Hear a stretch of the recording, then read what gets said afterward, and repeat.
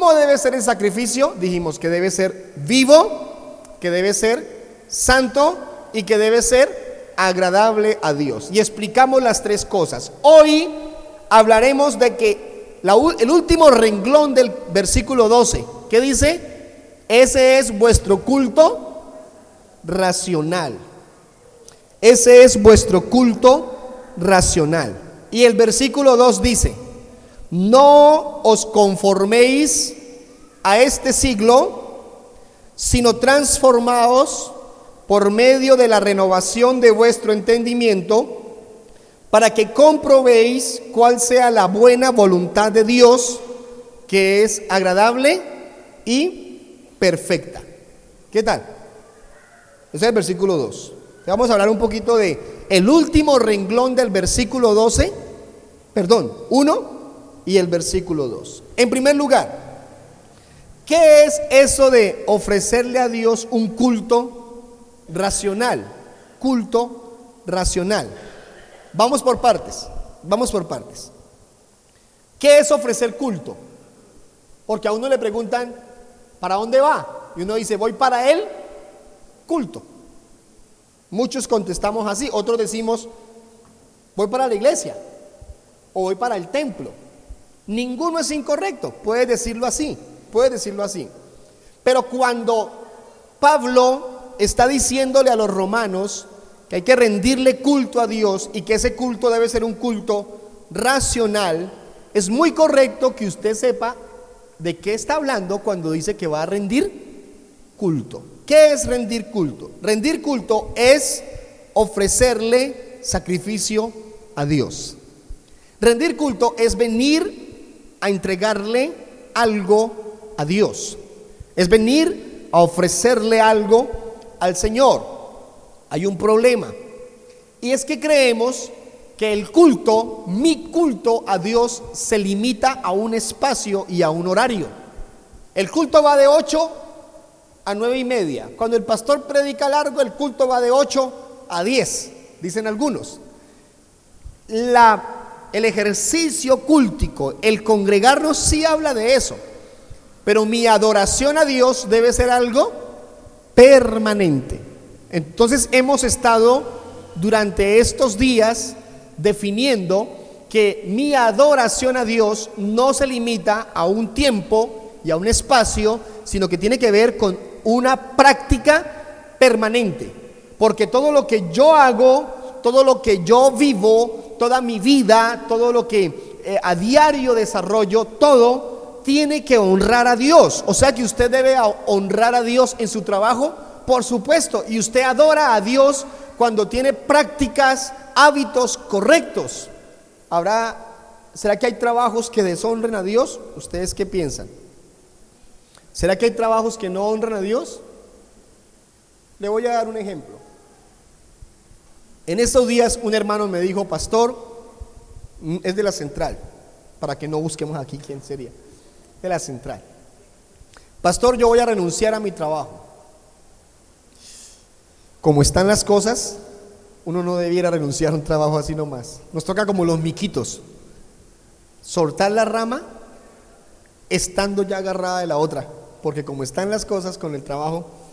Pero él me dijo, voy a renunciar, pastor, así, sin pereza, me lo dijo. ¿Por qué, hermano? Porque mi trabajo es bueno, mi trabajo es bien remunerado, no gano mal. Me da espacio, me da tiempos para la iglesia, pero de vez en cuando me piden que le cambie la etiqueta de un tarrito a otro tarrito para hacer ver ese tarrito como con un contenido nuevo, y es un contenido viejo. Y de vez en cuando me dicen, la factura pásela por tanto, no la pase por eso, quítele, auméntele, ponga. De vez en cuando me dicen eso. Entonces mi trabajo me está conduciendo a mentir, me está conduciendo a esconder. Entonces ahí comienzas a deshonrar a Dios. Cualquiera podría decir, no, pero es que no es él, es el jefe el que lo está haciendo, pero nos estamos prestando para eso. Usted no puede decir en la noche, levantar como dice la Biblia, manos santas, Señor, Mi vida es pura, tú la compraste, ¿cómo es que dice el coro? Mi vida es santa. Entonces viene el Espíritu Santo, que es especialista en pasarte la película así por el frente. Ojo con esto, y entonces esto, y entonces aquello, porque bueno que es el Señor para hacernos ver nuestros errores. Y no nos acordamos en todo el día, pero ahí está el Señor, porque es algo bíblico, es algo correcto. El Espíritu Santo nos redarguye, la palabra nos redarguye, la predicación nos redarguye. Es decir, nos confronta con la realidad que estamos viviendo.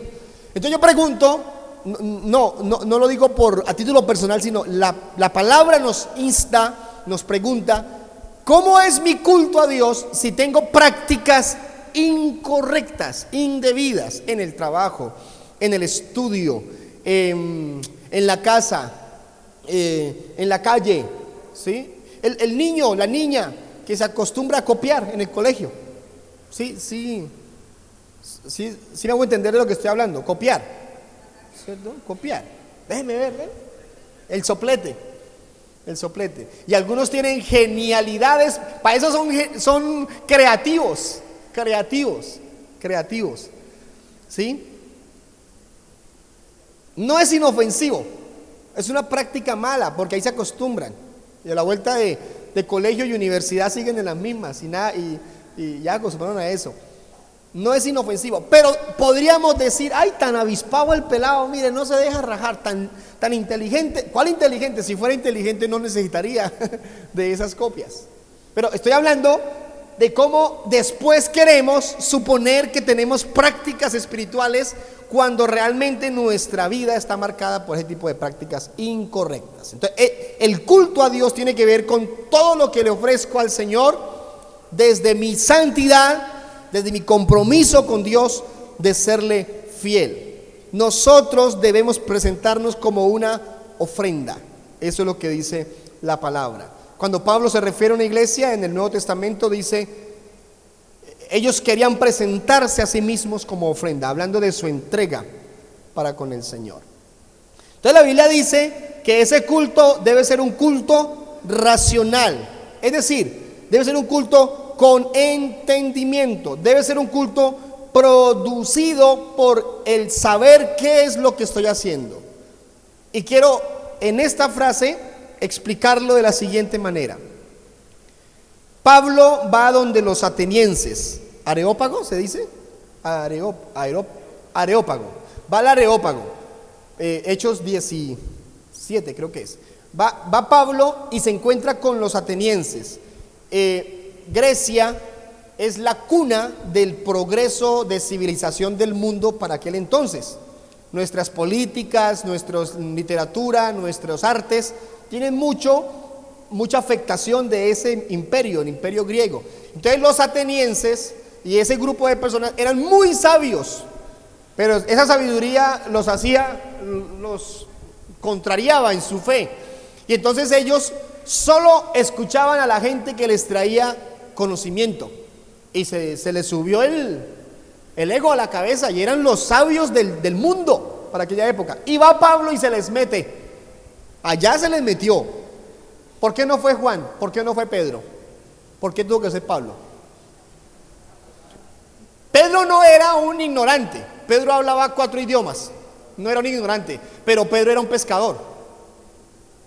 Juan era muy inteligente, pero Juan era perdónenme la expresión, una madrecita. Juan era ¿Dónde dormía Juan?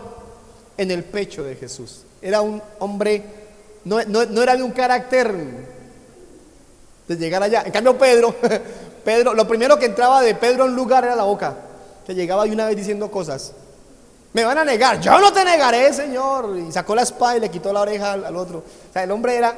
Pero no era la persona. ¿Quién era la persona para ir a enfrentarse a la sabiduría de los atenienses? Pablo, que fue preparado a los pies de Gamaliel, que era un principal, que era un hombre conocedor de la ley. Pablo era muy preparado y llegó allá y les dijo, ustedes saben mucho y a la vez no saben nada. Tanto conocimiento los está haciendo ignorantes. Y era tanto el conocimiento de ellos que tenían estatuas y sus lugares de adoración, y tenían una estatua que decía abajo, al Dios no conocido. O sea, dejaban un espacio en blanco por si llega otro Dios. Yo les voy a hablar del Dios que ustedes no conocen. Y los confrontó con su sabiduría y les pegó los estrelló con la verdad de Dios. Hermanos, hermanas, les explicó lo que no entendían. Porque mucha gente adora a un Dios que no conoce. Todavía está en la hora que decimos vamos a adorar a Dios, y algunos cierran los ojitos y muy ingenuamente piensan en Dios como el viejito de barba blanca en su trono allá, un viejito. La imagen más cercana de Dios es Papá Noel para algunos, viejito gordito de barba. Eso no es Dios, eso no es Dios. Entonces tenemos muy reducido el conocimiento de Dios. ¿Cómo adorar lo que no conocemos? A mí no me pueden pedir que ame a mi esposa sin conocerla. O sea, para yo decirle el día que le dije a mi esposa, amor, yo te amo y quiero casarme contigo, fue porque hubo un tiempo para conocerla. Y algunos llegan donde Dios, yo te amo, pero ¿lo conoces? Porque no se puede amar lo que no se conoce. Es más, es muy difícil creer en lo que no se entiende. Aunque sí fuimos llamados a creer, así no entendamos algunas cosas de Dios. Pero es muy difícil creer en lo que no se entiende. Ese debe ser su culto racional. Que usted llegue a la iglesia y sepa por qué levanta las manos. Que usted llegue a la iglesia y el niño, la niña le pregunta, mami, ¿por qué cuando oras cierra los ojos? Porque todos los cierran. Porque así me enseñaron. No, denle una razón. Es un culto racional, es un culto en el que entiendes. ¿Por qué se arrodillan? Algunos se arrodillan cuando llegan. Algunos se arrodillan. Llegan y se arrodillan a orar. ¿Por qué te arrodillas? ¿Por qué? Porque es mi forma de reverenciar a Dios. Porque es una actitud corporal que expresa que me humillo delante de Dios. Amén. Lo haces con entendimiento. ¿Sabes por qué lo haces? Pero algunos tienen prácticas religiosas, espirituales, cristianas, como quieras llamarlo, propio de que otros lo hacen así. No, es que a mí me enseñaron. A mí me enseñaron así, y como a mí me enseñaron así. No, debes fundamentar cada práctica de tu culto a Dios en una base bíblica, en una base espiritual. De eso vamos a hablar un poquito. Entremos en materia. ¿Cómo es ofrecerle a Dios un culto racional? En primer lugar, versículo 2: no os conforméis a este siglo, sino transformaos por medio de la renovación de vuestro entendimiento. Hoy vamos a hablar de dos cosas. Primero, no nos conformamos a este siglo, y segundo, nos transformamos por medio de la renovación de nuestro entendimiento. Otra vez, primero, no nos conformamos, dígalo conmigo, no nos conformamos a este siglo, y segundo, nos transformamos por medio de la renovación de nuestro entendimiento. Vamos a hablar de eso un poquito. Primero, no nos conformamos a este siglo. Quisiera, para entender mejor este versículo, usar la NTV. La NTV, Nueva Traducción Viviente, amplía mejor el panorama de este pasaje. Tiene una mejor traducción. Versículo 2: no imiten las conductas ni las costumbres de este mundo. Es decir, no os conforméis a este siglo. No imiten las conductas ni las costumbres de este mundo. Y luego, cuando dice transformaos por medio de la renovación de vuestro entendimiento, dice, más bien, a cambio de practicar las conductas de este mundo, dejen que Dios los transforme en personas nuevas al cambiarles la manera de pensar. Otra vez. No imiten las conductas ni las costumbres de este mundo, más bien dejen que Dios los transforme en personas nuevas al cambiarles la manera de pensar. ¿Tiene la Dios habla hoy? Por favor. Vamos a leer el mismo versículo en la Dios habla hoy. La Dios habla hoy es la Biblia que utiliza más el católico. es la Biblia oficial del católico. Sí tiene algunas diferencias. Por ejemplo, tiene unos libros de más que nosotros no usamos. Y segundo, tiene algunos versículos que en su traducción respaldan sus doctrinas. Entonces sí tiene algunas variantes. ¿Las tenemos? Si no, las buscamos en internet. Búscala en internet. Ok, no hay problema. Mientras la ubica, seguimos nosotros. ¿Por qué estamos leyéndolo en 2 y 3 versiones? La Reina Valera, que es la que más manejamos, dice con claridad que no, en primer lugar, no podemos conformarnos a este siglo, y luego dice que nos transformemos por medio de la renovación del entendimiento. Pero en la NTV deja el lugar, el protagonismo a la obra de Dios en la persona. Y ahorita vamos a ver en la Dios habla hoy cómo cambia esa parte. Primero, ¿qué es conformarse? ¿Qué es conformarse? Aceptar. Y mire que el gesto, René, mira que el gesto es ese. ¿Qué es conformarnos? Si pasa, bien. Y si no pasa, bien. ¿Sí? ¿Qué es conformarnos con el clima? Con el clima. Si hace un sol así fuerte como el que está haciendo, bien. Pero ¿y si llueve durísimo? Bien. No pasa nada. ¿Cierto? No es que esté mal conformarnos con el clima, pero que estamos hablando de cómo la persona tiende a ser indiferente con ese tipo de cosas. Aquí está diciendo, ¿qué pasa con el mundo? ¿Qué pasa con el mundo? Que algunos se conforman a este siglo. Hay un pasaje que lo vamos a leer, creo que es 2 de Corintios 4:4 o 1 de Corintios. Ayúdame por favor. Mientras buscan aquí lo otro, usted busque ahí.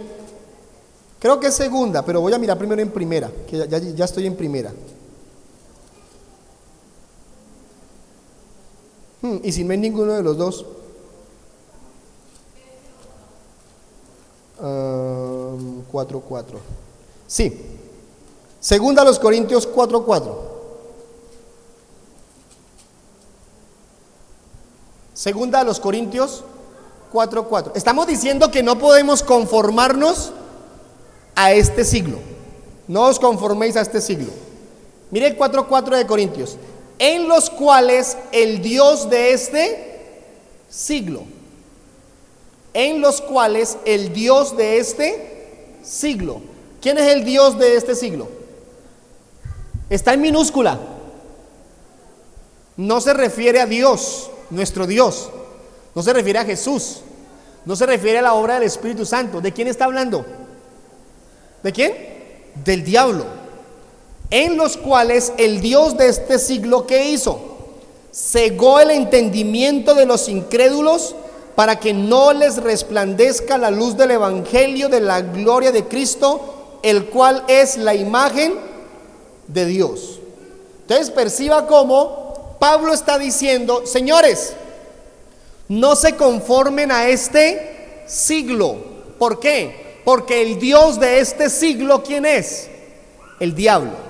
Cuando dice siglo, ¿a qué se refiere? Al presente. Es decir, el presente de Pablo con respecto a lo espiritual es muy parecido al presente nuestro hoy en día. El pecado, la inmoralidad, la incredulidad, toda la maldad que hay, marca que este siglo es un siglo cargado de todo tipo de pecado. Usted y yo caminábamos conforme a este siglo. ¿Quién era usted antes de ser cristiano? ¿Cómo vivía usted antes de ser cristiano? Pues conforme a las prácticas de este siglo. ¿Qué creía usted antes de ser creyente, de tener a Dios como su Salvador? Pues pensaba y creía lo que este mundo le dictaba que debía creer. ¿Qué hábitos tenía usted? Pues los hábitos propios de estar haciendo parte de este mundo. Algunos de ustedes tuvieron dificultades, por ejemplo, con el cigarrillo. Otros tuvieron dificultades con el alcohol. Otros tuvieron dificultades con con el baile y la pachanguita. Y sí, aquí hay varios costeños y creo que algunos de ellos eran buenos para el asunto de la, ¿cómo se llama eso? Lo que hace el costeño. El llanero hace parrando, ¿el costeño hace qué? ¿Qué hace el costeño? También parranda. Bueno, parranda, cerquita, parranda y parranda. Eran sus prácticas normales. ¿Se miraba pecaminoso? No, no es normal. ¿Por qué se mira tan normal el pecado para el mundo? ¿Por qué es tan normal? Porque es la costumbre de este mundo.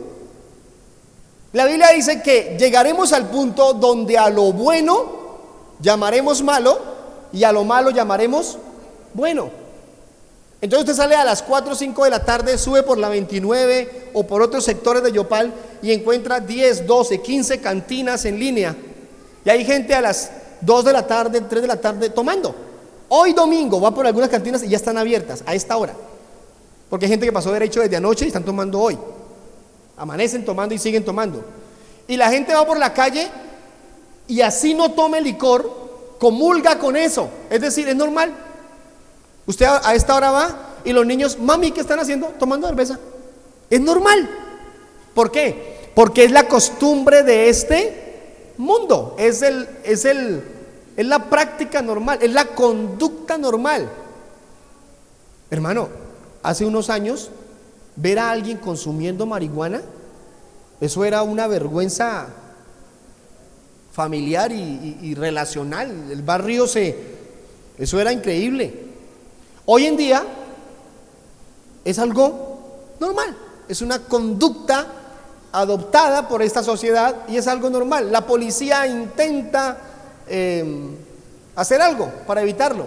Y ahorita el nuevo código está, sí tiene cómo limitar un poco el consumo al aire libre de la marihuana. El nuevo código lo causa, pero es inmanejable. Aquí todos los días nos llegan a fumar ahí a unos pasos de la casa. Salimos por las buenas, por favor. A veces toca llamar a la policía, llega la policía, lo saca, se lo llevan. Dos horas después, otra vez están ahí. Es normal. Hay familia que le dice a uno, pastor, ore por mi hijo. No de ustedes, hablo de gente que no es de la iglesia, pero que pide oración. Pastor, ore por mi hijo. ¿Por qué? Está fumando. Normal. Ya es un hábito aceptado. El alcohol es una droga. Y se tiene como algo normal. Ustedes no deben copiar esas conductas, dice la Biblia. ¿Cómo dice la NTV? Dejen de tener esas conductas, no imiten esas conductas, no se conformen a este siglo. Entonces ustedes llegaron a la iglesia y se pasó, como dice Corintios, las cosas viejas pasaron, ahora todas son hechas nuevas. ¿Qué es conformarnos? Acomodarnos. Nosotros nos acomodamos, la gente se acomoda a la situación, se acomoda. La gente acepta, la gente se amolda. El ser humano se amolda a las circunstancias del lugar. No, que aquí hay estas prácticas, se amoldan.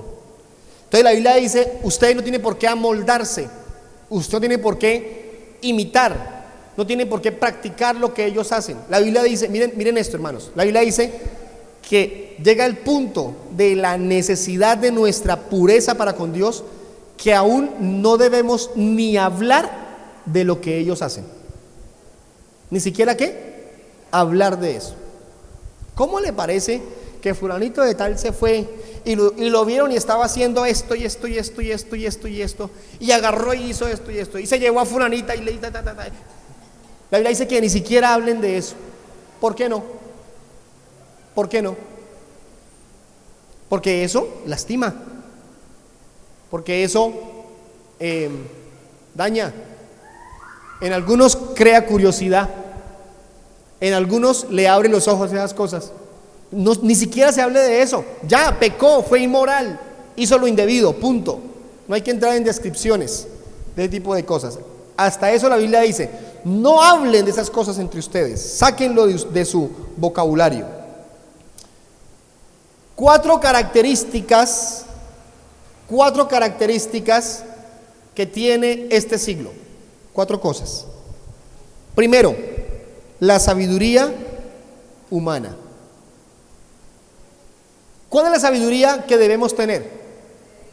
La de Dios. La Biblia habla, ¿alguno necesita sabiduría? ¿Qué hay que hacer? Pídasela a Dios. La Biblia dice, el principio de la sabiduría ¿es qué?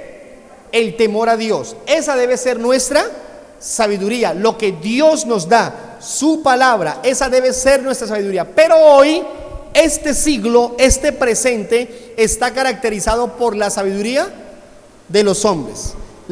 Faltaría el tiempo para leer los textos, pero por ejemplo la Biblia dice, profesando, diciendo que eran sabios, se hicieron más ignorantes. Oiga, hermanos, entre más sabios aparentemente, de verdad, que más ignorancia. Les doy un solo ejemplo porque no vamos a demorarnos aquí.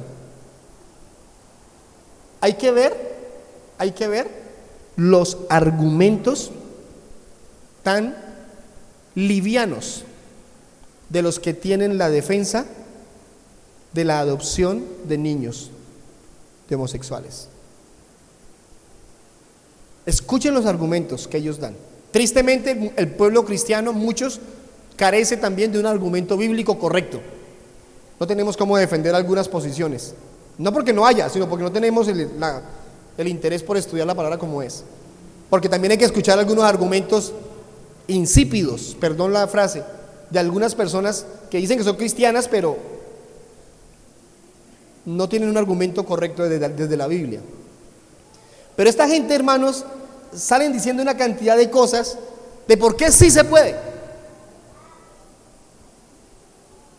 Algunos usan argumentos técnicos, científicos, que uno podría decir, como argumento vale, como argumento. Pero hay otros que realmente no vale la pena. La sabiduría humana tiende a crear autosuficiencia e independencia de Dios. La persona que se hace sabia desde lo humano tiende a apartarse de Dios.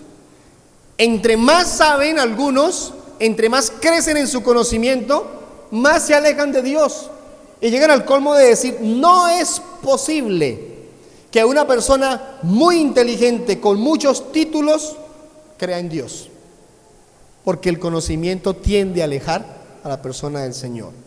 Por eso dicen que esta fe cristiana es para ignorantes. ¿Sabía usted eso? Que somos catalogados por muchos como ignorantes, a los que traen y engañan con cosas. La religión es una mentira, la religión es un engaño. La religión es para gente ignorante, es para pueblos subdesarrollados, es para... Ellos tienen ese concepto, buscando justificar sus malas acciones. Segundo, propio de la sabiduría humana, una característica de este siglo es el egocentrismo. ¿Qué es el egocentrismo? Es todo lo que tiene que ver con buscar la defensa del yo. Lo importante soy yo y todo eso. Para eso leamos un versículo, unos textos.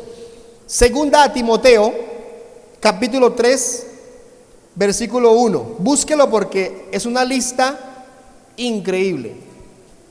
Segunda carta a Timoteo 3, 1, 6. ¿Lo tenemos? ¿Tenemos el de la Dios habla hoy? ¿Sí? Listo. Témelo, ahorita lo leemos. Segunda carta a Timoteo, capítulo 3, versículo 1 al 6. ¿Cuál es el título ahí en su Biblia? ¿Carácter de quiénes? De los hombres, ¿cuándo? En los postreros días. O sea que estamos hablando de este tiempo. Mire cómo son los hombres en este tiempo. Estamos hablando de las características de este siglo, por lo cual no podemos ser afectados por este siglo. También debes saber esto, que en los postreros días, en este siglo venidero, hoy, vendrán tiempos, ¿cómo? Peligrosos. Porque habrá hombres, cuando dice hombres es genérico, está hablando de hombre y mujer. Habrá hombres amadores de sí mismos, avaros, vanagloriosos, soberbios, blasfemos, desobedientes a los padres, ingratos, impíos, sin afecto natural, implacables, calumniadores, intemperantes, crueles, aborrecedores de lo bueno, traidores, impetuosos, infatuados, amadores de los deleites más que de Dios, que tendrán apariencia de piedad, de vida cristiana, pero negarán la eficacia de ellos. A esta gente, ¿qué hay que hacer? A estos evita, porque de estos son los que se meten a las casas y llevan cautivas a las mujercillas cargadas de pecado, arrastradas por diversas concupiscencias. Se refiere a los que profesan falsas doctrinas. Entonces mire lo que dice la Biblia. Dice la Biblia: en estos tiempos habrá este tipo de personas. ¿Conoce personas así? ¿Los conoce? De eso está lleno nuestra sociedad, nuestra cultura. Entonces, ¿qué caracteriza este tiempo? La sabiduría humana y el egocentrismo. Tercero, el afán. El afán. Vivimos en una sociedad marcada por el afán. Todo tiene que hacerse rápido. Entre más rápido se hagan las cosas, mejor. Si usted quiere conseguir plata, hay que buscar un negocio que nos dé plata rápido. Usted quiere hacer algo en su trabajo, algo así, tiene que ser rápido. No puede hacerse lento. Todo quiere hacerse como en el microondas. Antes la abuelita cogía la leña, hacía el fogón y se demoraba 2-3 horas para hacer el almuerzo. Hoy se saca la comida congelada, se pone en el horno microondas y al minuto y medio una cena completa, porque todo se hace de afán. Y la Biblia lo demarca desde el tiempo de Jesús hasta hoy. La Biblia dice: y los afanes de esta vida, no os dejéis enredar por los afanes de esta vida. La Biblia dice: por nada estéis afanosos. ¿Cuál es el afán de hoy? Dijo Jesús en Mateo: el afán es qué comer, qué vestir y qué beber. ¿Y hoy cuál es el afán? ¿Qué comer, qué vestir y qué beber? Hoy frente al closet algunos de ustedes dijeron: ¿qué me pongo? No falta la que dice: no tengo nada que ponerme. Mire, los mismos chiros de siempre, ¿cierto? Y algunos se ríen apenas. No se ríen apenas. Eso no es pecado, tranquilo. Eso no es pecado. Eso no es pecado. Bueno, si se queda en eso, sí es pecado. Se insiste siempre con eso. Pero ¿de qué estoy hablando?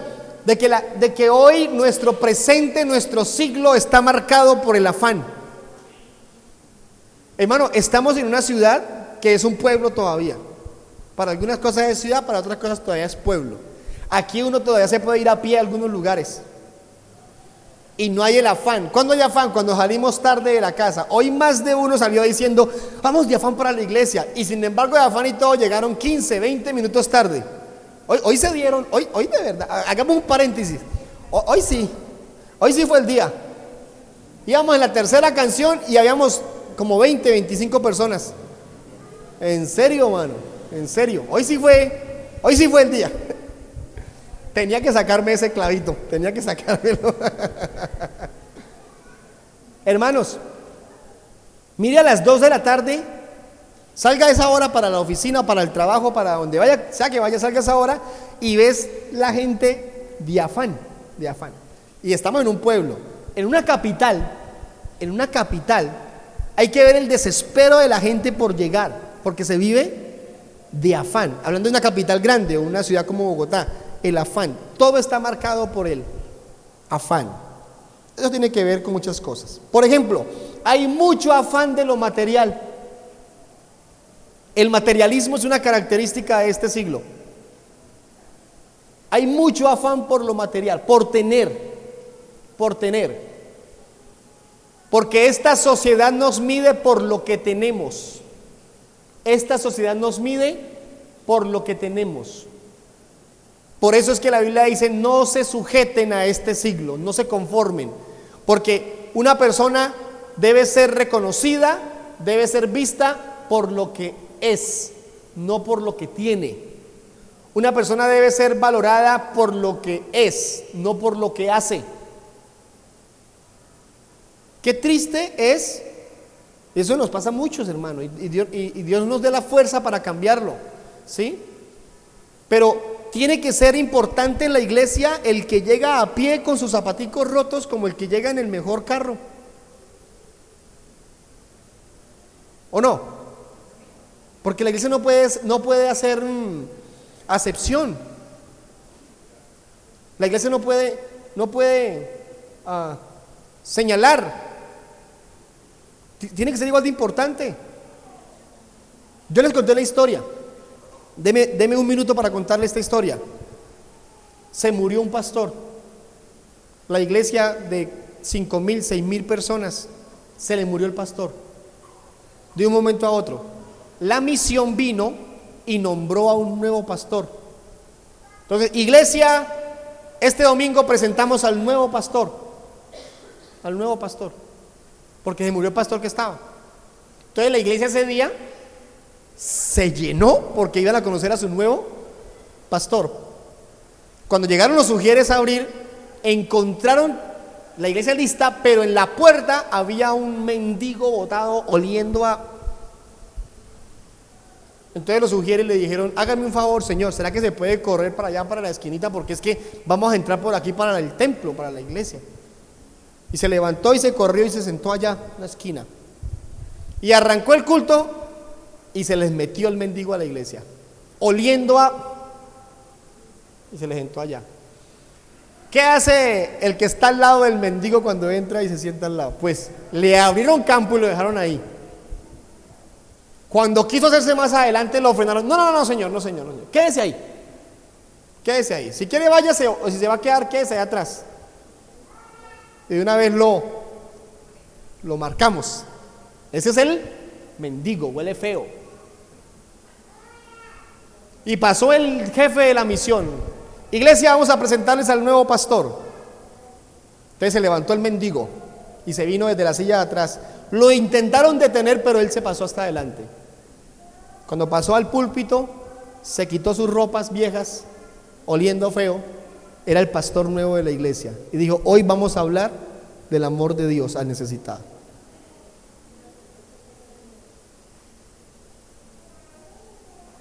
Hermano, y cuando se nos entren aquí viciosos al culto, ¿qué hacemos?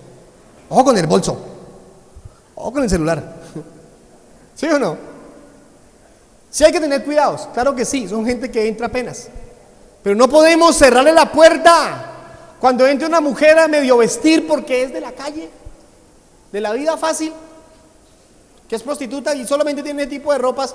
Mi esposa cuenta la historia que aquí a la iglesia central venían mujeres que salían del prostíbulo y se iban a culto. Se iban a culto. Y después de unas semanas de estar en la iglesia, ¿qué hacían esas mujeres? Cogían las minifaldas y las unían con aguja e hilo para ir a la iglesia, porque entendieron que debían ir más tapaditas, mejor vestidas. Pero ¿qué hacemos? ¿Le cerramos la puerta a la entrada? Al que sabemos que es el borracho del barrio, al que es el consumidor de drogas, no podemos. Pero el materialismo define el estilo de vida de muchos. Y por último, hablando de este siglo está marcado por el emocionalismo, no por las emociones. Las emociones no son pecado. Sentir emoción no es pecado. Sentir amor no es pecado. Animarnos no es pecado. Estar alegres no es pecado. Celebrar no es pecado.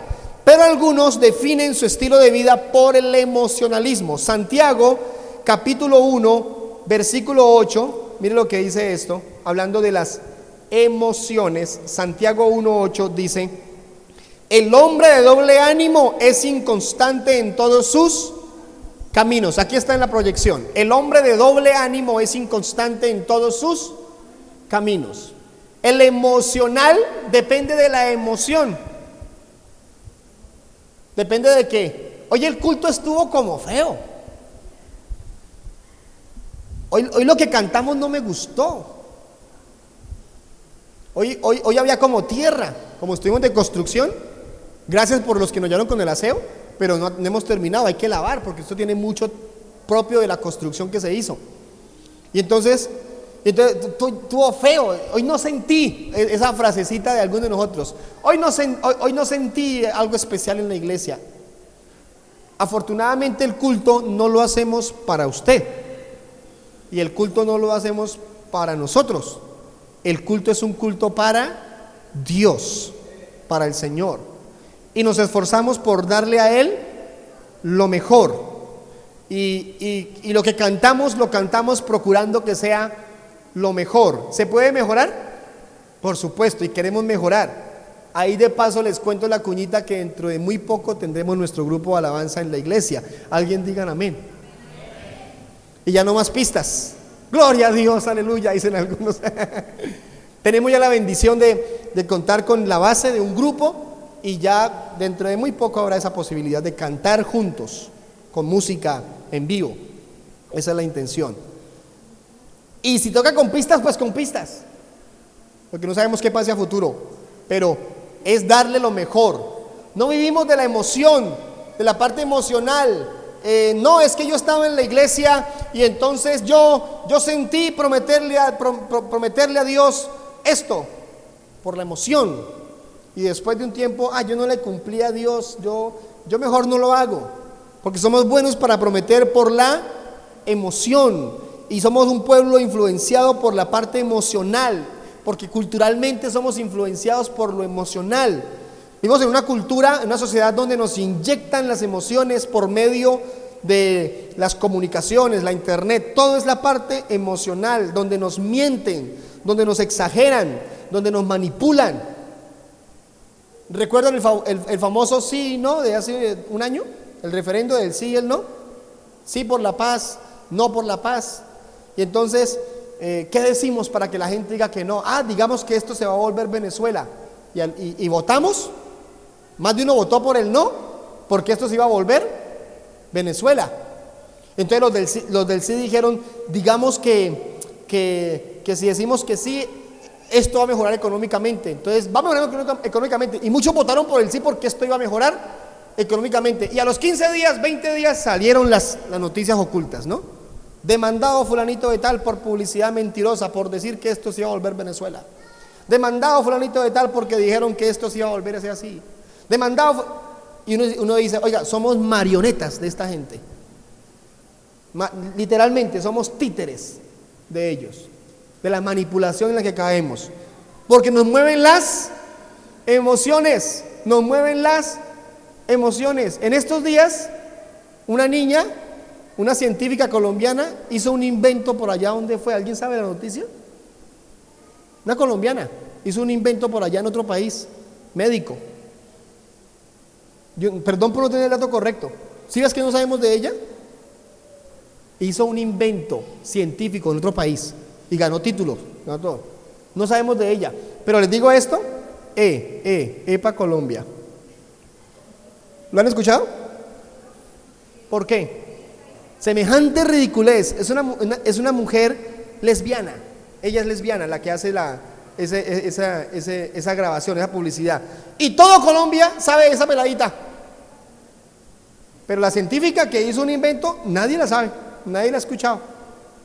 Porque es lo que nos venden los medios de comunicación. Nos tienen saturados de eso. Nos manipulan por eso. Porque nos mueven las emociones. ¿Qué dice la Biblia? Vuélvete por favor a 12:1, la Reina Valera. 12:2, la Reina Valera. Perdón, la NTV. 12:2. No imiten las conductas ni las costumbres de este mundo. Identifique qué hace usted por tradición, por conductas inapropiadas de este mundo. Identifíquelas y dejemos de practicar eso. Dios quiere que nuestra conducta sea una conducta propia de un verdadero cristiano. Dios quiere que nuestras costumbres sean costumbres propias de una vida piadosa. Haga el ejercicio, busque en la Biblia el término piedad y lea los versículos donde habla de piedad. ¿Qué es piedad? Es toda la suma de cosas que yo hago en mi vida cristiana para honrar a Dios. Es una vida espiritual, una vida cristiana. Segunda parte del versículo, estamos en Romanos, segunda parte: sino transformaos por medio de la renovación de vuestro entendimiento. Mire cómo lo dice aquí. Ubíquese aquí por favor en la proyección. Más bien, dejen que Dios, ¿quién transforma? Dios es el que transforma. Dejen que Dios los transforme en personas nuevas, al cambiarles la manera de pensar. Otra vez, dejen que Dios los transforme. ¿Y cómo Dios nos transforma? Cambiándonos la forma de pensar. Ponla por favor, la Dios habla hoy. Mire cómo dice la Dios habla hoy. No vivan según los criterios del tiempo presente. Al contrario, cambien su manera de pensar. ¿A quién le deja el trabajo aquí? A nosotros. La Dios habla hoy, dice que ¿quién es el que cambia la manera de pensar? Nosotros.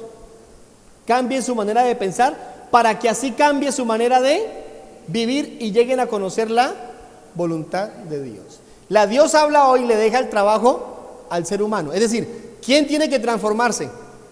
Uno mismo. ¿Y cómo me transformo? Cambiando mi forma de pensar. Pregunta. ¿Quién está en lo correcto? ¿La Dios habla hoy o la NTV? No nos prejuiciemos que porque es la iglesia, porque es la Biblia del católico, entonces está mal. No porque la Dios habla hoy tiene algunos versículos mejor traducidos que los nuestros, ¿sí? Entonces no partamos del hecho del prejuicio, no. Pero en este versículo la traducción más correcta es la de la NTV. Por favor, devuélvete, Ariel, a la NTV, que dice: dejen que Dios los transforme. ¿Cómo los transforma? Cambiándoles la manera de pensar. ¿Quién hace la obra de transformación en nosotros? Dios. ¿Quién es el que nos cambia la manera de pensar? Dios. Por eso es que hay muchas personas intentando cambiar una práctica pecaminosa en sus fuerzas. Leen libros de autosuperación, ¿cierto? ¿Algo se dice? ¿Sí se dice así? De superación personal y de autocontrol. Yo sé que yo puedo dejar de fumar. Yo me concentro y pienso en esto y no fumo más. Y algunos logran aplazarlo, alejarse un poco de eso por su fuerza de voluntad. Pero el principio espiritual, el principio bíblico es que la única manera que una persona sea transformada es por medio de que su mente, su pensamiento sea cambiado, sea renovado. Y lo único que puede cambiar el pensamiento del ser humano es Dios, nadie más. Por eso usted puede morirse de viejito intentando hacer que su hijo o su hija cambie un comportamiento, y tal vez nunca lo logre.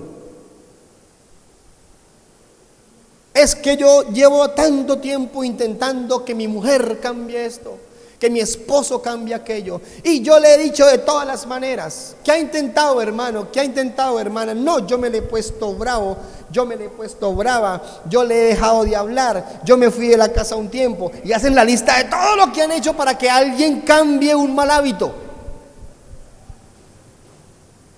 La única manera que esa persona cambie es que tenga un encuentro con Dios y sea el Dios todopoderoso que cambie el pensamiento de esa persona. No hay otra manera. ¿Qué utiliza Dios para cambiarnos el pensamiento? ¿Qué utiliza? En primer lugar y como prioridad, la palabra del Señor. Por supuesto, por la obra del Espíritu Santo en nosotros. Entonces, vamos concretando ya, vamos concretando. Una persona que entiende su deber de ser transformado y que para poder ser transformado necesita que su pensamiento se renueve, ¿qué debe hacer? Acercarse a Dios, disponerse de corazón y permitir que Él haga la obra en nosotros. ¿Cuál es nuestra responsabilidad? Crea. Arrepiéntase de su pecado, tenga fe en el Señor, que Él viene y hace esa obra completa en nosotros. Iglesia, si renovar nuestro pensamiento fuera una acción individual, fuera una acción propia del hombre, nunca lo haríamos.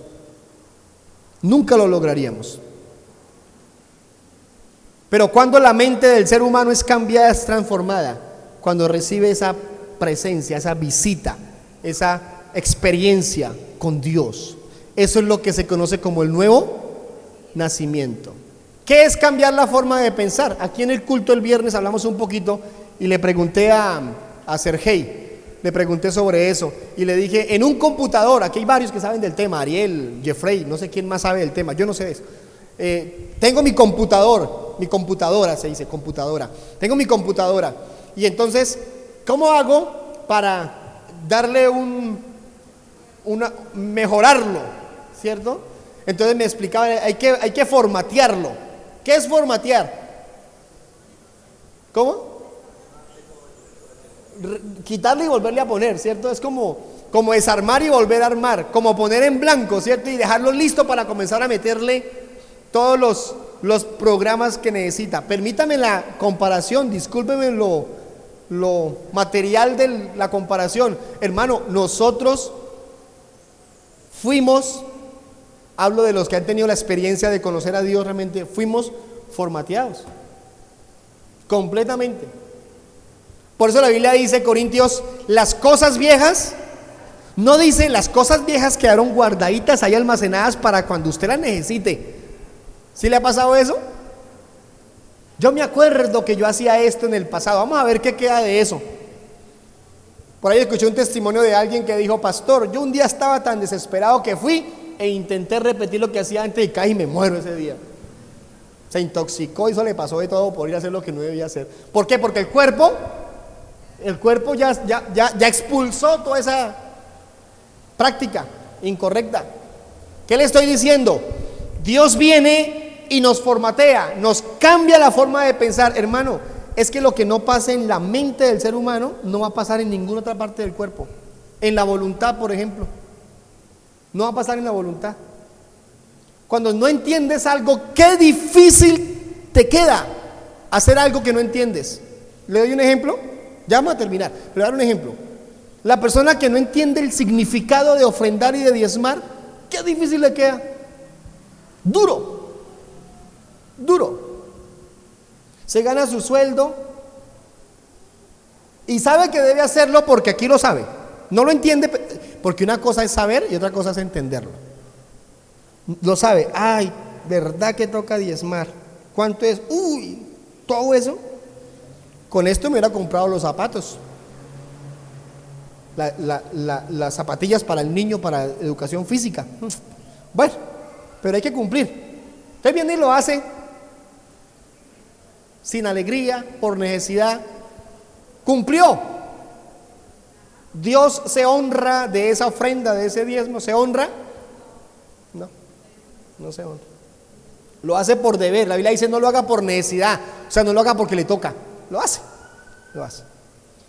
Imagínese la misma persona con ese problema, que un día le lleguen con la razón, fulanito de tal, ¿cómo le parece que tenemos aquí en esta empresa una liquidación que estaba pendiente de hace 15 años y le salieron 30 millones de pesos? Uy, gloria a Dios, 30 millones con los que yo no contaba.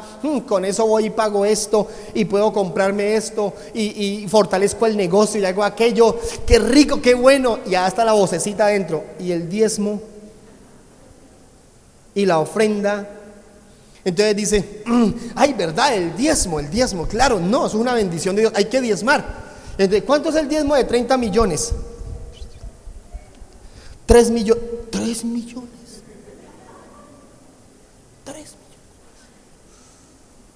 Uy, no. Pues como en la iglesia no saben que me van a dar 30, yo llevo 1. O yo llevo 1,5. Yo llevo 2. Y como la iglesia no contaba con eso, la iglesia va a decir, qué bendición, entró un diezmo de 2 millones de pesos. Sí, la iglesia es bendecida cuando usted da. Pero diezmar y ofrendar va mucho más allá que cumplir un compromiso económico con Dios. Diezmar y ofrendar va mucho más allá de llevar algo para un beneficio de la iglesia, va mucho más allá que eso. Ayer estuvimos estudiando con un grupo de personas sobre el diezmo y la ofrenda. Y a una de las conclusiones que llegamos con ellos fue que la ofrenda y el diezmo y todo lo que yo dé para la obra del Señor, cual sea la figura, lo que yo dé para la obra, se da por fe, se da por amor y se da por agradecimiento, no esperando nada a cambio. Si Dios nos quiere bendecir y prosperar, amén, aleluya. ¿Quién va a decir, no, Señor, no, amén? Pero se hace por agradecimiento a Dios, sin esperar nada a cambio. De eso habla entenderlas. Cuando yo entiendo qué es orar, oraré. Mientras no entienda qué es orar, no oro. Cuando yo entienda lo que es estudiar la palabra, la estudiaré. Mientras no lo entienda, no lo haré. Justino dijo: creer para poder entender.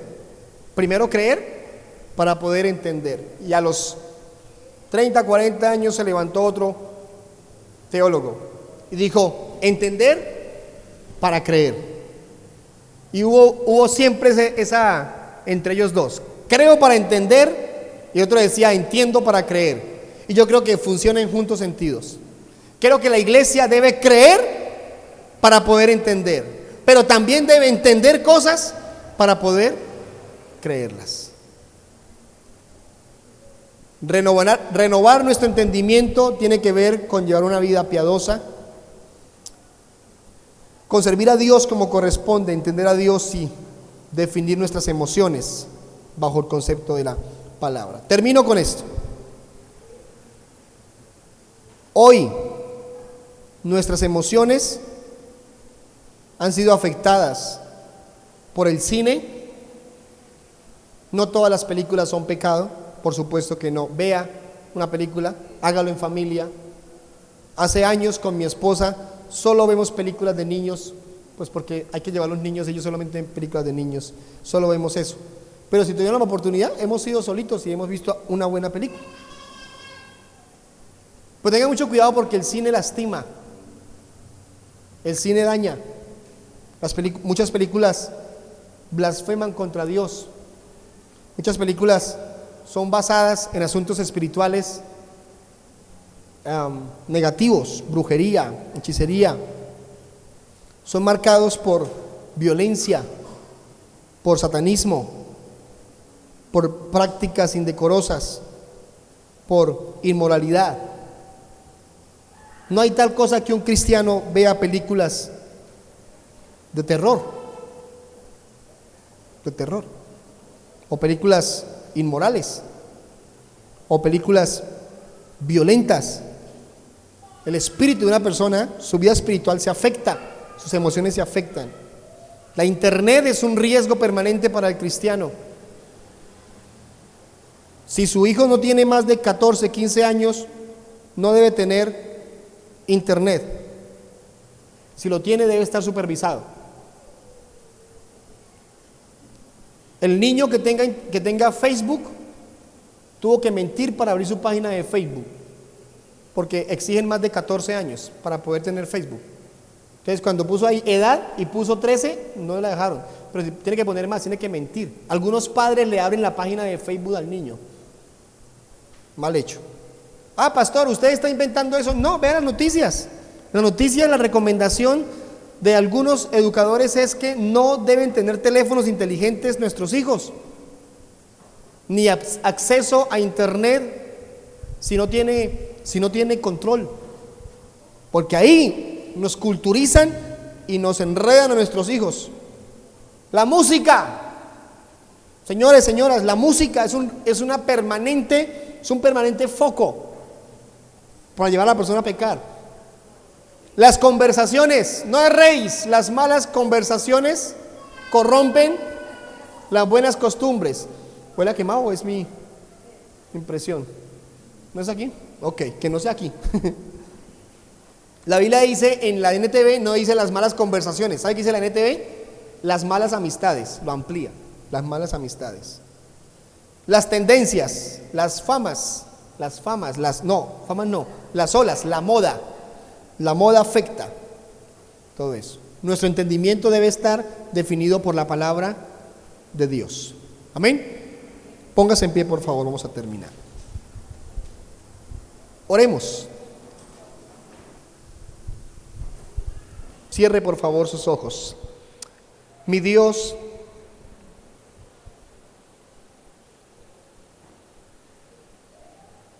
oramos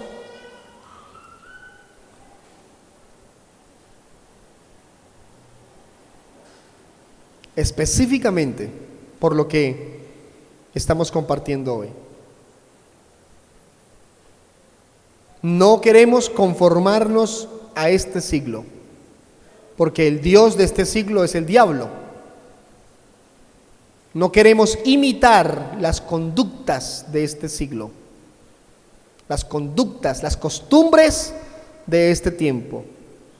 Queremos que nuestras acciones, nuestros hábitos, nuestras conductas sean definidas por ti, por tu palabra, por la obra del Espíritu Santo. Y aunque muchos vayan en una corriente propia de las injusticias de este tiempo, nosotros nadamos en contra de la corriente. Donde muchos dicen que no hay otra manera de hacer las cosas, sino de manera injusta y pecaminosa, hoy nosotros creemos que sí se pueden hacer de manera santa. Porque esa es nuestra adoración a ti, ese es nuestro sacrificio vivo, santo y agradable a Dios. Ese es nuestro sacrificio. Oro, Señor, porque seamos personas sujetas a la palabra y a la verdad, no a las costumbres de esta época. Oro porque seamos transformados por la renovación del entendimiento. Esa obra la haces tú, nosotros nos disponemos para que lo hagas en nosotros. Que podamos dejar de confiar en las fuerzas, en nuestras fuerzas. Que dejemos de confiar en la ayuda de otro, de otra. Más bien, que confiemos en tu obra, en tu poder, en tu acción diaria en nuestra vida. Tu palabra dice que todo es por gracia. Creo, Señor, que nuestro pensamiento es renovado por tu gracia. Creo, Señor, que nuestras acciones son cambiadas por tu gracia, por tu bondad, en el santo nombre de Jesucristo. Amén y amén.